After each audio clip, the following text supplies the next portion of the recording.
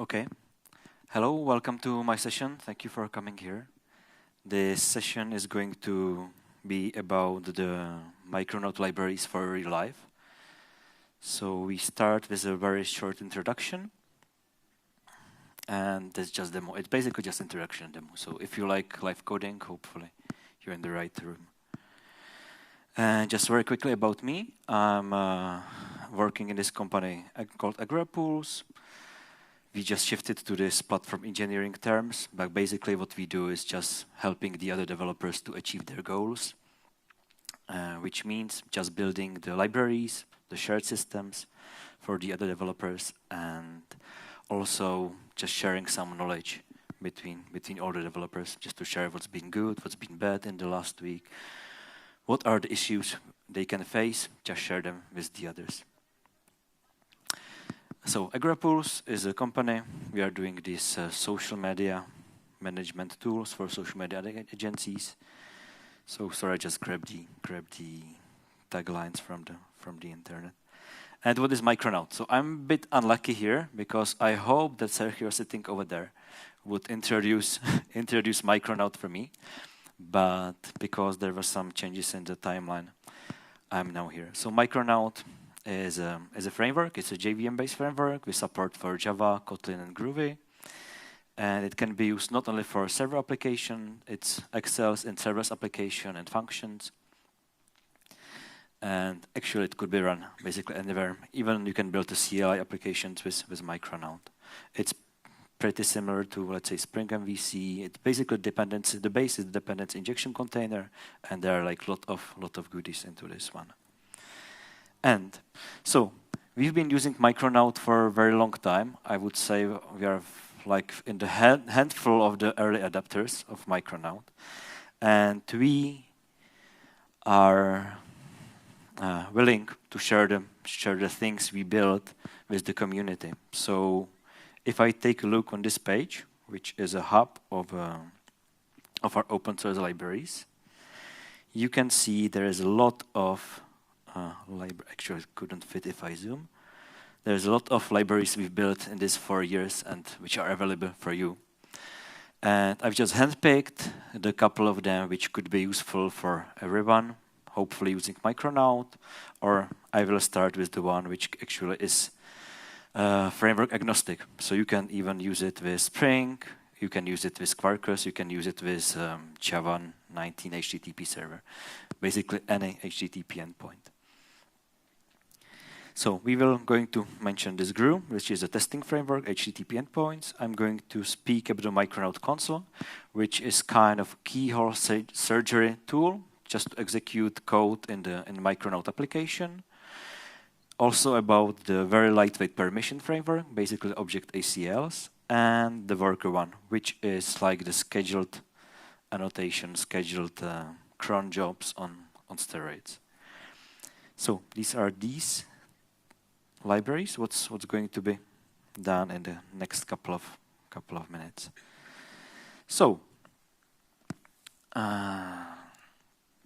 we're lucky that Micronaut has this Micronaut launch, and this is the project generator. And I'm lucky that I was able to contribute to this one, and actually the libraries I'm going to speak about right now. You can go to this launch Micronaut.io, and you can use them in your own application or just generate a demo for you. So only thing you need to do is just pick the right features.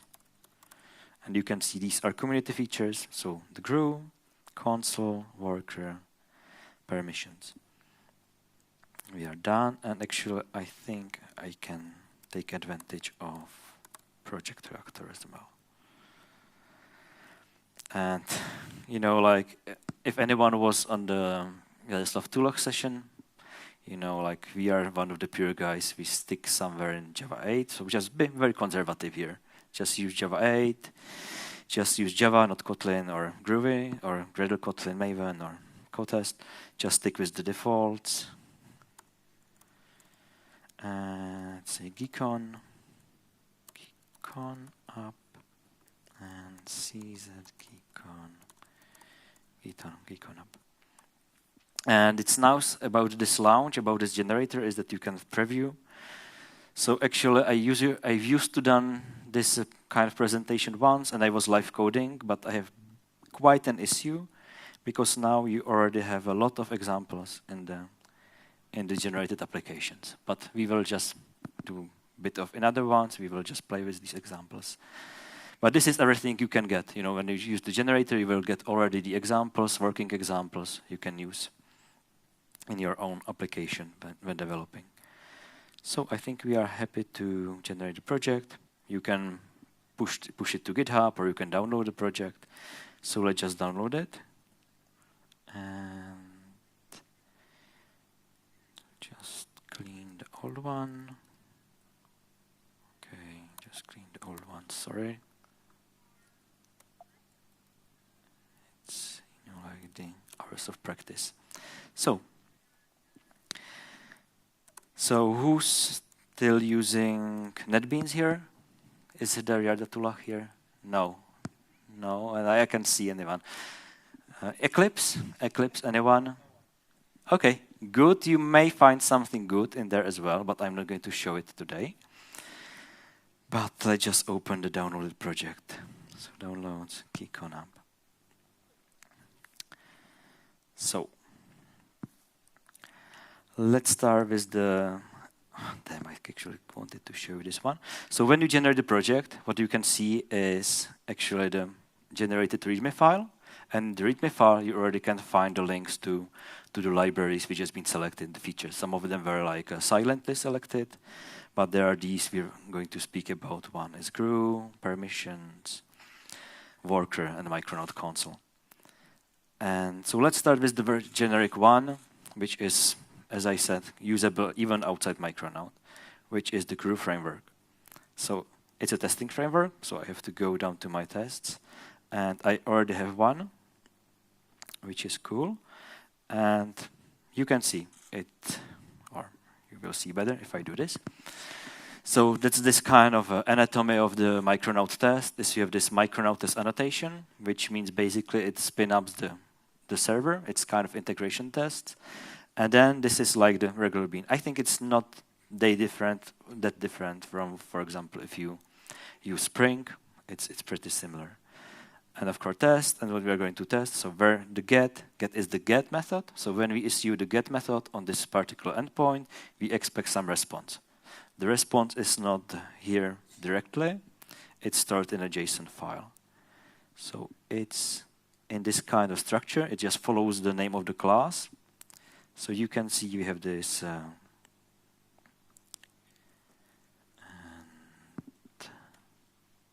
disk. So we have this JSON file, which is just the picture, just basically comparing one JSON file to another JSON file.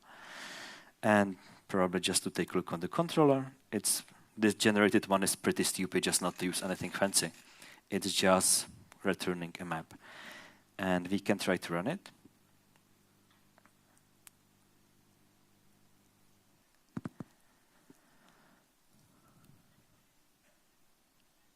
And it fails.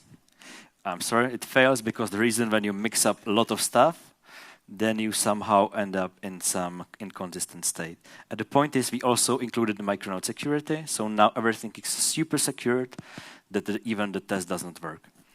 But what we can do, we can actually just add some property to name is Micronaut. And you can see it's very nice content assist. And what I actually want to do is disable the security. Security enabled. False. Okay. I don't care about security for this test.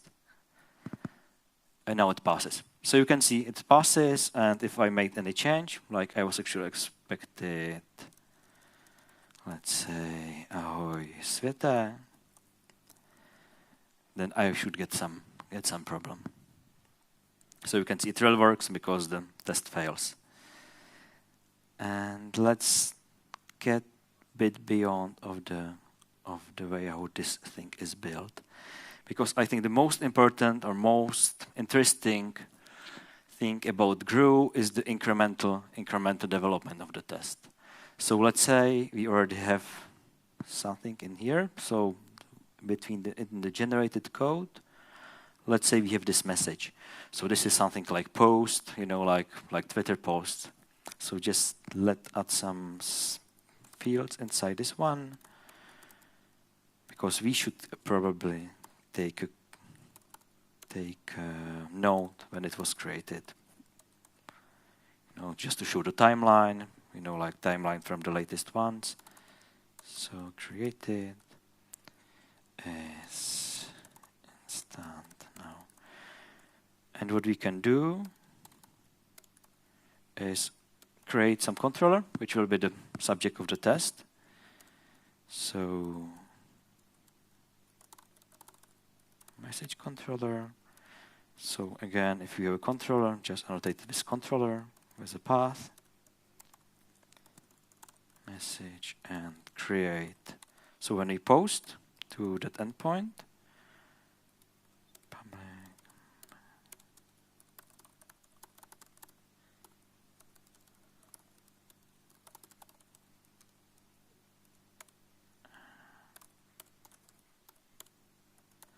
so it just doesn't even parse it, just for demo purpose. So what we can do now is just write a test for it. So let's create a test for it. And let's use this Micronaut annotation again, just to, actually let's use both of them. Just at this moment, copy both of them. So, and let's inject crew again, crew.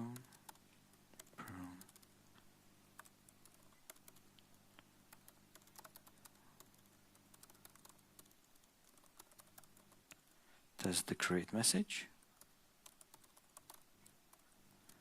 And so everything starts with the verification. So let's say grew, verify, test. Well, it does have a nicer DSL in Groovy and Kotlin, but just for this demo, just stick with Java. And we want to test post. So post, not options, post to message, and with the request of with some JSON,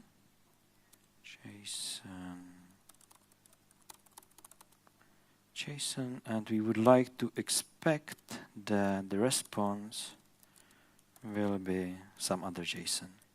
So let's say create response JSON over here. It throws the next variable. Okay, so I can run it now. I can run it now even I don't think it's going to pass. Obviously not. But as I said, I think that one of the important part of this framework or this test utility is it supports you during the creation of the tests. So actually, it created two files. The one I wanted to use, one is the request. The second one is the response, and it's actually the real response. You can see, author is not there, so it's completely valid. So let's go there and do some author share look, and the body, just let's say elementary. So now, and I know this is wrong, so I'm just going to delete it. And now we can test it again. Okay, again, you can see it just gives you the shout that new file has been created. So, for example, if you forget to commit the file into the source control, it will fail. It will fail because we are generating this on our CI server, so it should never pass when the file is missing. And what's the result now? Okay, it looks a bit better. It looks a bit better, but I still don't really like it. I'm not sure who likes the timestamps in the JSONs. Anyone? No one? Yeah, I also like if I can read that this is today 1 minute ago. So let's make a minor change, just delete this stuff again and go to message, and maybe Sergio will have something to do with this one. But from the beginning, the Micronaut was based on Jackson. Now there's also different ways how to serialize thing. But at the beginning, it was based on Jackson, and it still supports the annotation, as far as I know. As far as I know. So let's say it's a string format string. So this should produce much nicer results. So okay, I finally have my ISO string in there. Again, so if I take a look on the error message, so it asks me now, please run the test again to verify it's repeatable. Okay, let's do it. Who think it's going to pass? You? You could. And what about the rest? You think it's going to fail? Okay, at least someone is listening. Cool. And yeah, it's going to fail. Of course, it's going to fail. And the problem is, and you can see nicely that the difference is that the different value found and created. And the created is always the timestamp. And you face this, you know, like I believe in many APIs, your JSONs are returning some kind of timestamp, some kind of datetime fields. And luckily, GRU is powered by something, I believe it's made here in Prague. No. Which is called JSON unit. So basically you can use some special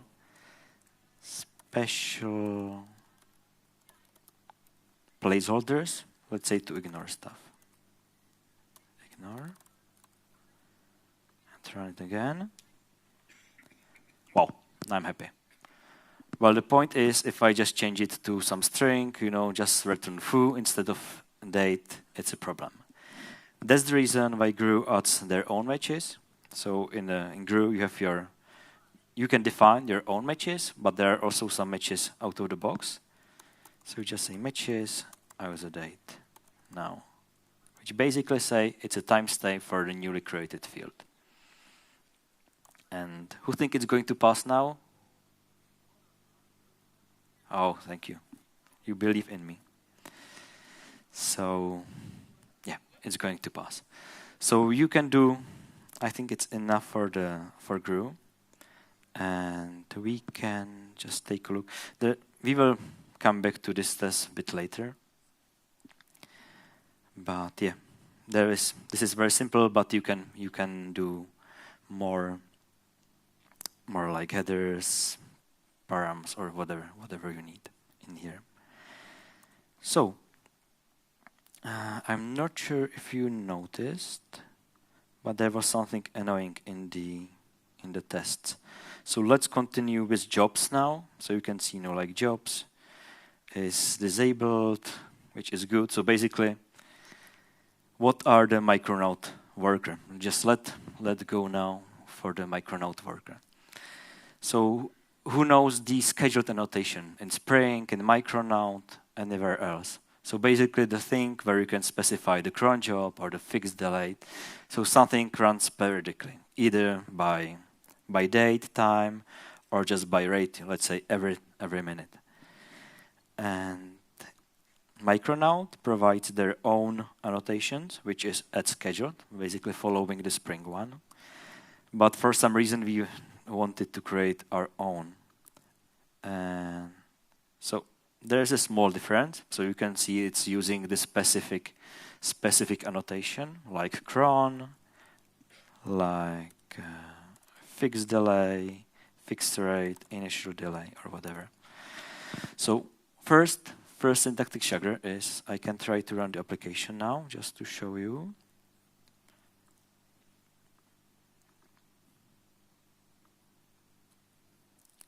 So for example, this is annoying. So if we are going to run the application, it's going to one of the jobs is running every second.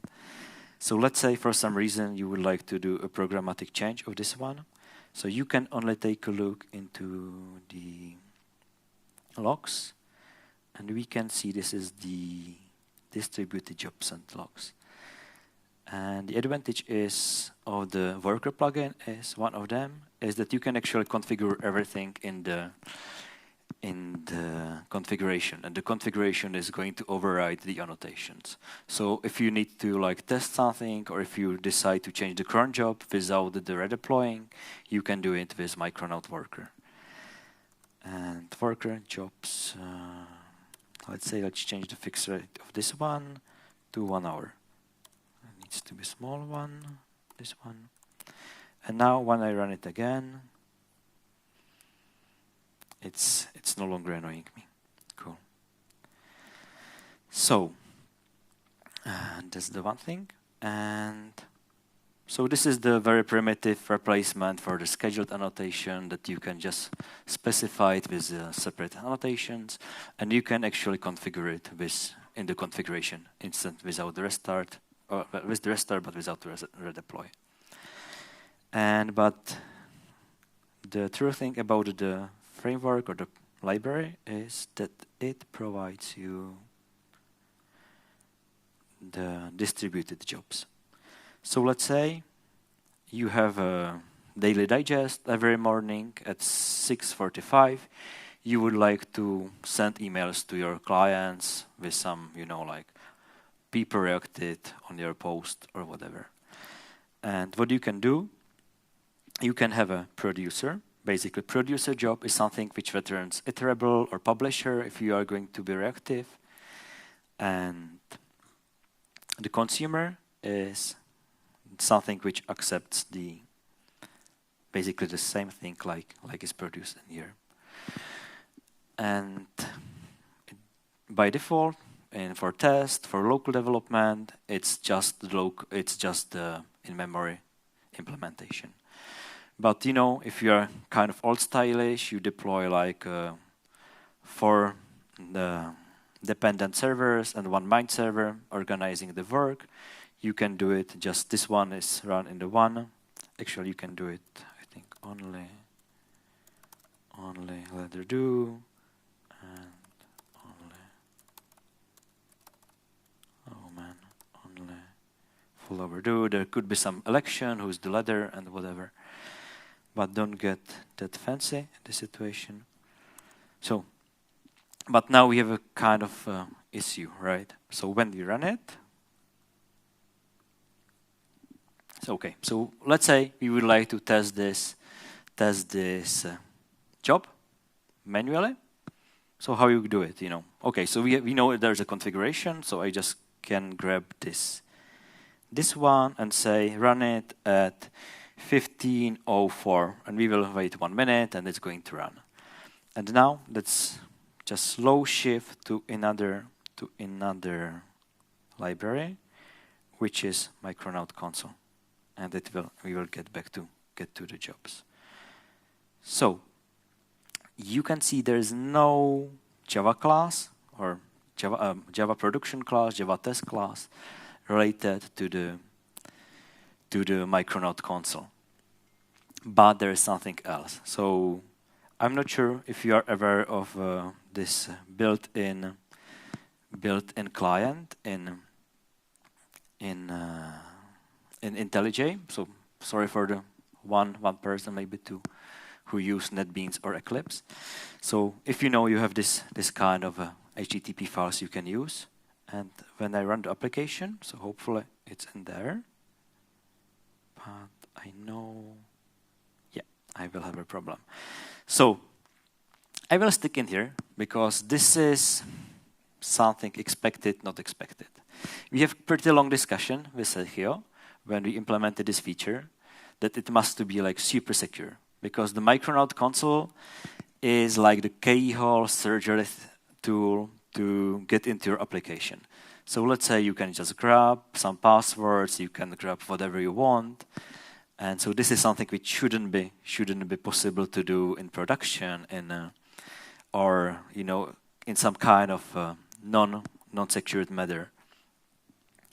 That's the reason why we do have this header, and the header is configured in here. So let's take a look on this very specific example. So from the first second you generate the project, it's going to be secured because it requires the security header. It requires this means that you can execute it only from your local host. And nice thing about cloud, let's say AWS cloud, is that Amazon puts the engines in front of everything.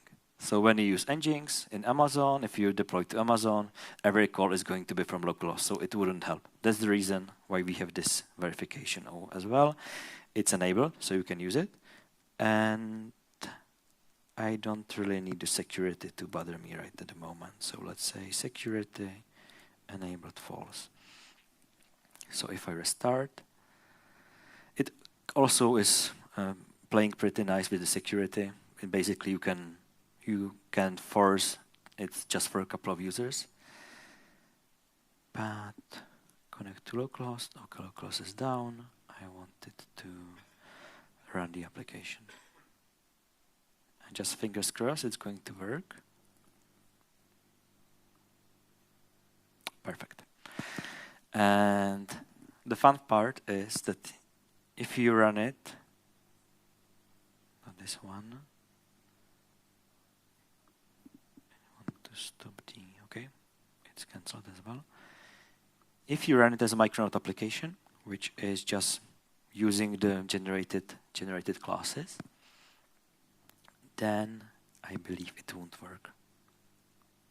Again, and as I said, like it's keyhole surgery, but it sounds like a backdoor. So you shouldn't be that much worried because it's only by default it's only available in the development mode. So only on your local host when you run it using Gradle, then it's present, but then it's not. So you have to decide yourself later if you want to.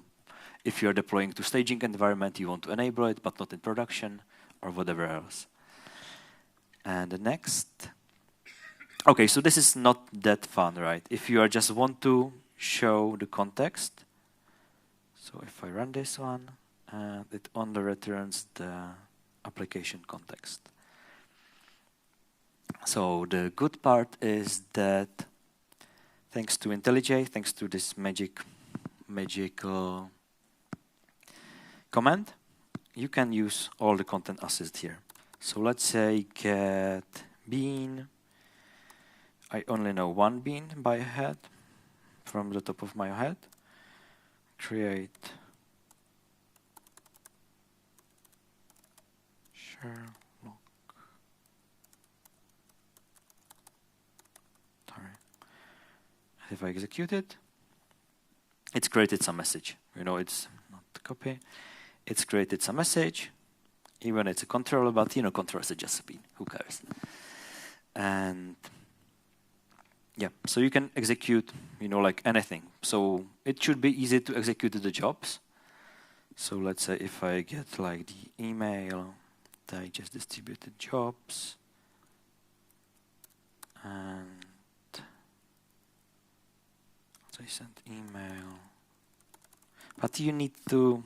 This is not good, This is not good because you have to specify the email. Well, it somehow works. If I go to, sending, I can make it bigger, sending email to Vlad.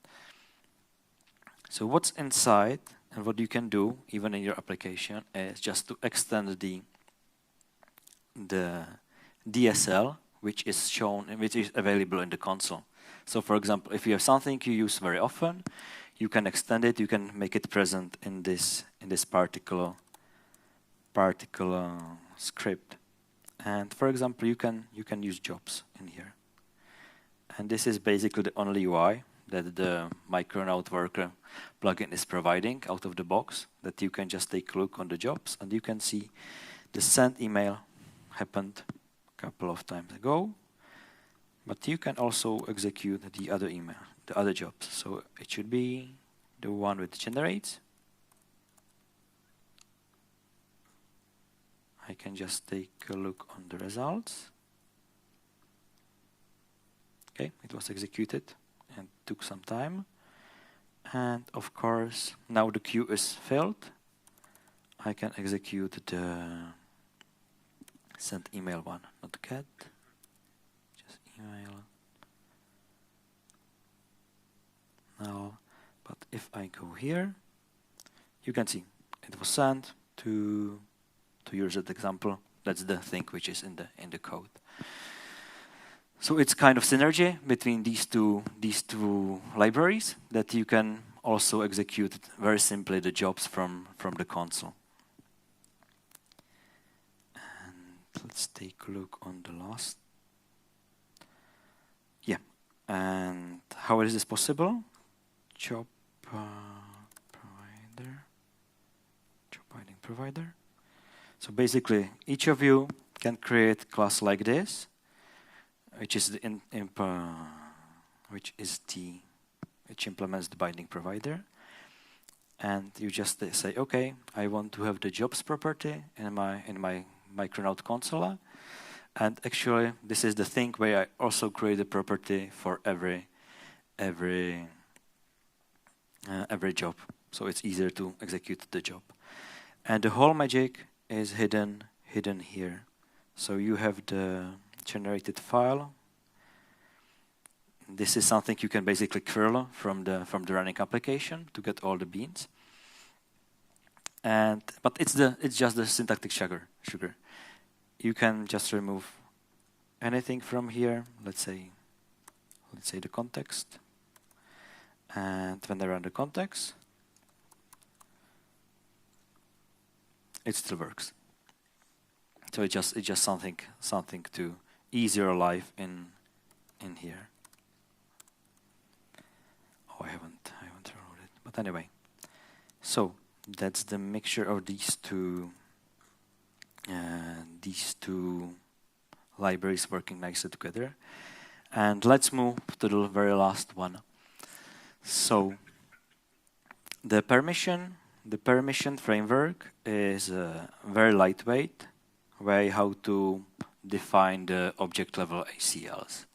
So let's say if someone wants to save a new message, they have to this kind of permission create. And it's basically very unopinionated. You know, it's something you define that create has some logic. So just create a message, return the message, and that's it. So for example, and I will show you, as I said, it's something that you define. So basically you say you have this string, this role, or how to call it, permission, and you have the object. The object is the message, if you can remember, that's the message. And you just say, okay, you have then access to, from the security service, the authenticated user. And let's say if I want to create a message, the author must match the current user who is logged in. And if it's okay, you return allow. If it's not okay, if it's different, just return deny. And if it's something else, you just don't know. So basically like 3 states, you have to pick one of them, either allow, deny, or unknown. And here we go. So we can actually rewrite this message controller to be more smart. And let's say it will use this newly created or updated message service.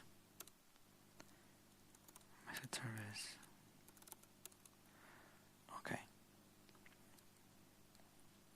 So here we go.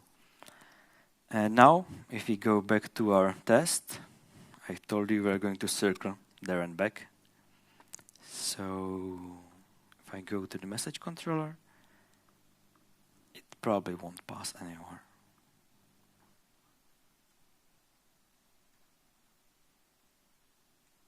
Okay, here we go. Okay, missing the security service.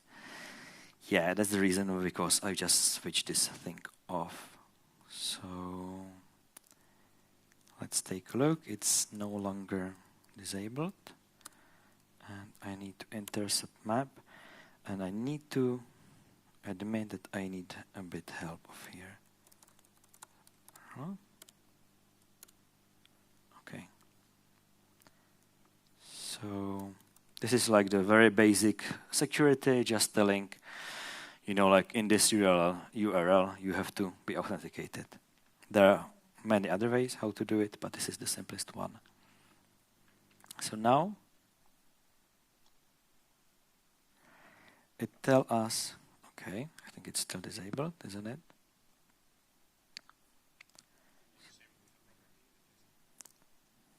Thank you very much.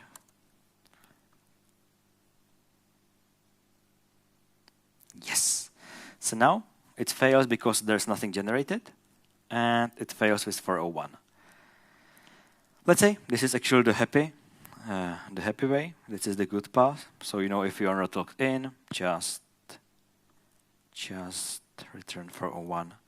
So you just case status. So the 200, the OK is the default one, but unauthorized is expected in here.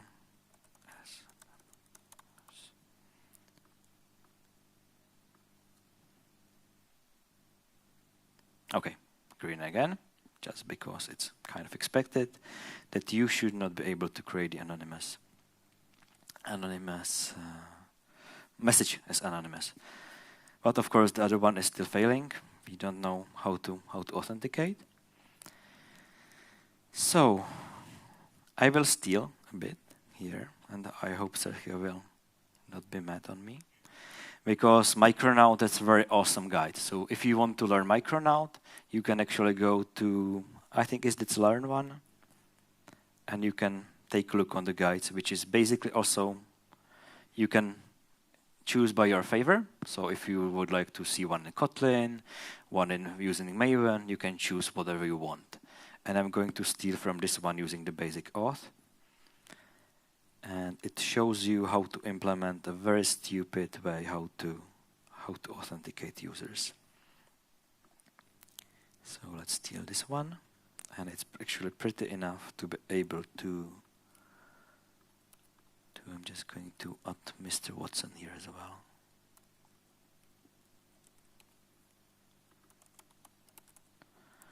So, and you know, if it's Sherlock and password or Watson or password, it's going to let us in. So this is something you should probably want to do in your own application, but it's good for the demo purpose. So the only thing we need is to somehow generate the authentication header. So private string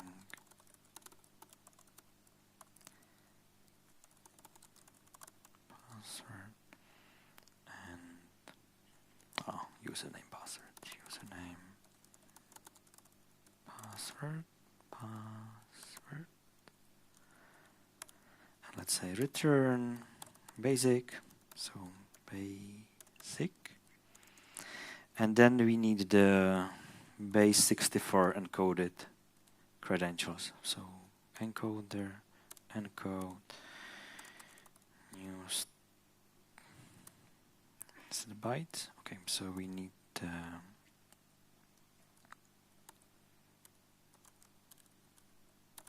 username plus this plus password and get bytes, and we need to wrap it again, so new string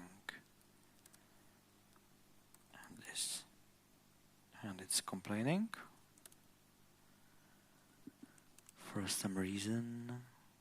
Encode bytes. This is okay. Sergio, do you see the error again? You helped me before.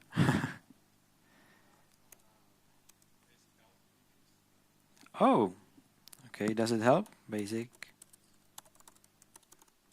Tails.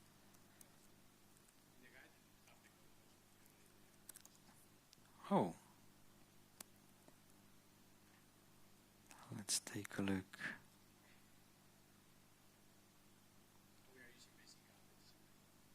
Okay.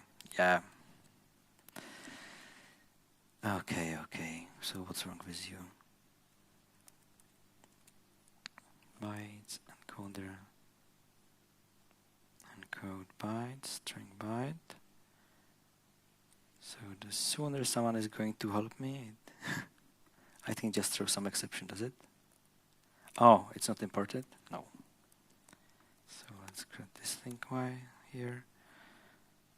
Oh, why? It doesn't like me. Oh, it's a different string. Okay, okay. Okay. So we need encode bytes, right?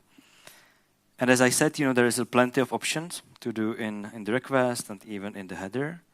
So you can just go header, authorization, and get header, sure, lock, password.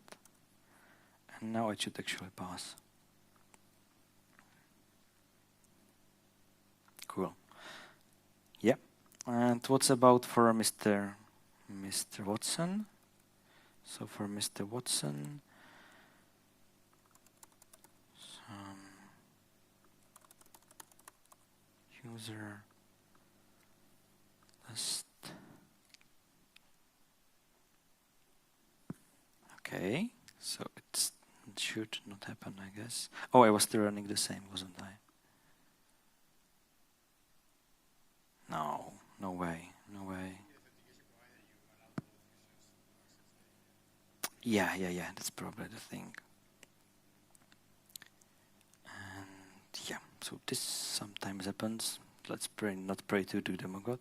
Oh, I'm not using the service, that's the point. Message service. Save message. Now the point is that the username should be the same as the... Okay, now it's better. So, this is not nice because this is returning 500, basically the internal server error. But what we can do in Micronaut, we can specify exception handlers. So let's go here with exception handlers. Permission exception handler implements exception handler from the permission exception HTTP not request response and implement. So let's say just to distinguish, I've never been good in this kind of semantics. So status forbidden, just to see it's different than the unauthorized. And of course it must be a bean, so singleton. And now when I run it, it fails, which is good, because we are expecting the forbidden. And okay, it's no JSON, it's just the status forbidden.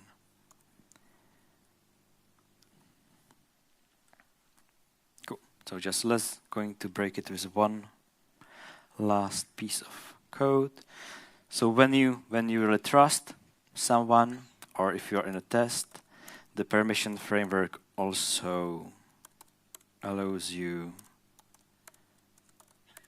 to grant the temporary permissions. So for example, if you know that because the permission framework works in any level, so it doesn't have to be in the controller, it could be like a very nested piece of code, but still throwing the permission exception. So sometimes it's okay to do it.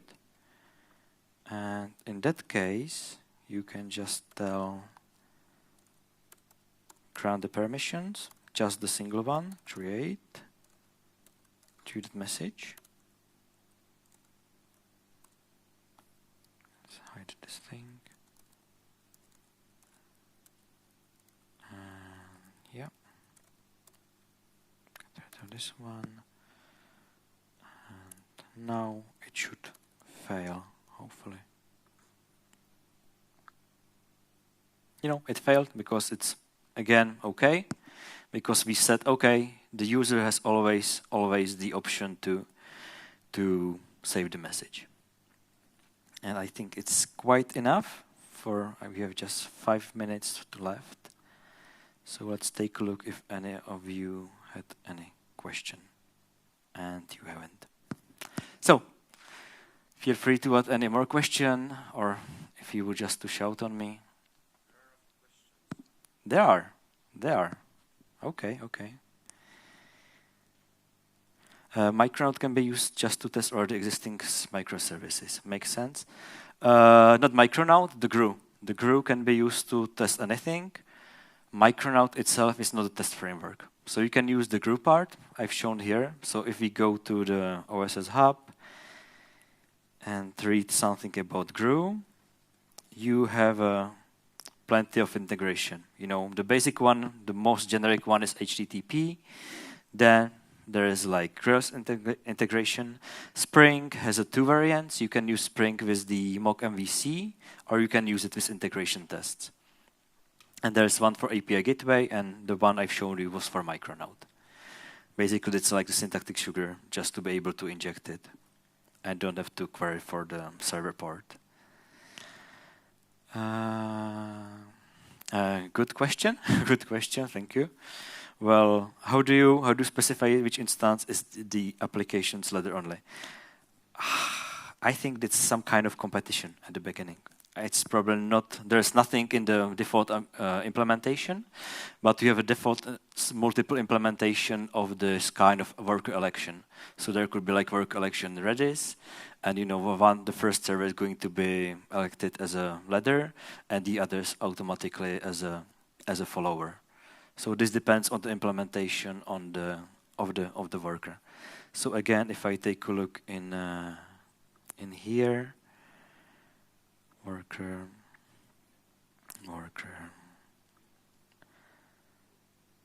and actually just the installation. So basically there's only one implementation at the moment, which is based on Redis, which is Redis to basically somehow vote for the election with some special code.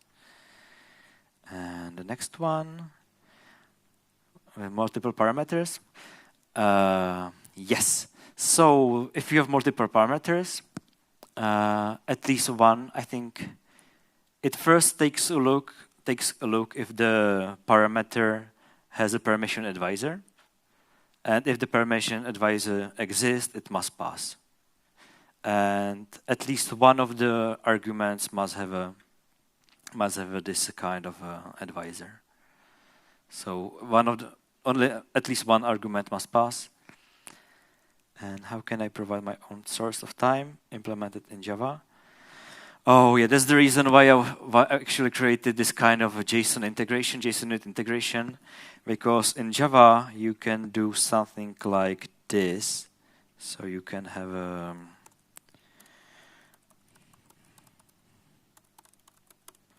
you can hold the clock and private static, or let's say static clock. Is there some default? System UTC, for example. And this is a difference between the Java implementation and the previous Java time, because in Java time it was much easier to do it. But over here, you would have to do something like this. Instant now, and my own clock holder, clock. And now you are able to change the clock in the test. So let's say if I do the test, now the control test, and I somehow set my own clock holder clock equals, but I'm not sure how to do it. So I haven't used it, but basically you can set a fixed point of time, basically different reference. And let's say the now will be now stable. So every time you call this message now with the clock, it will return the same result. So in that case, you wouldn't have to make any changes. You wouldn't have to use that ISO date now, but it will always have a stable thing. But you know, like doing this for every temporal field in the code base is not that nice. I know that as I said, the runtime has some kind of special class you can use all the time, but you have to use your particular clock if you want to have like a source of truth of the time. Well,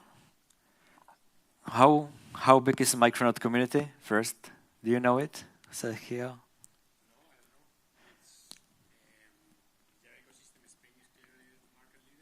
Yeah, the Spring is the market leader, just to... Yeah. We have the community. I think we can take a look at least for some kind of... Yep. So if you go to Micronaut, you know, people like to compare. Not car.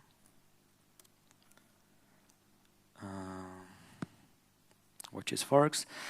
And there's the active Gitter community. So if you go to Gitter, IAM/Micronaut, maybe, Micronaut questions.